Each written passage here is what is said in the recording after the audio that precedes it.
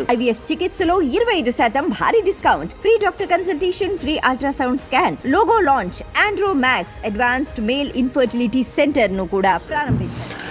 AP CM Chandrababu Naidu ఈరోజు ఢిల్లీ వెళ్ళనున్నారు. ఈరోజు సాయంత్రం 5:30 గంటలకు గన్నవరం విమానాశ్రయం నుంచి బయలుదేరి ఈరోజు రాత్రి ఢిల్లీ చేరుకుంటారు. ఈ రాత్రికి అక్కడే ఉండి రేపు ఉదయాన్నే ప్రధాని మోదీతో భేటీ కానున్నారు. మోదీతో భేటీ అనంతరం అమిత్ షా, నిర్మలా సీతారామన్, నితిన్ గడ్కరీ, జేపీ నడ్డా ఇలా కేంద్రంలో పలువురితో భేటీ అవ్వనున్నట్లుగా తెలుస్తుంది. దీనికి సంబంధించి ఏర్పాట్లు కూడా చేస్తున్నట్లుగా తెలుస్తుంది.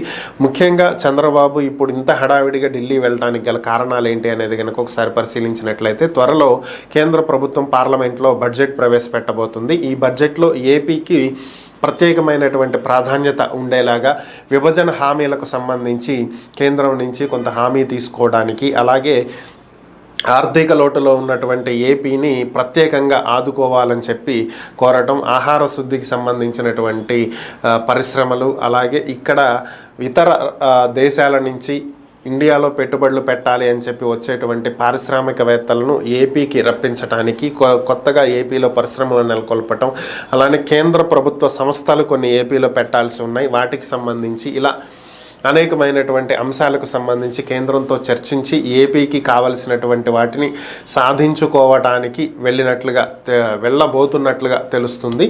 సో ఇది పరిస్థితి.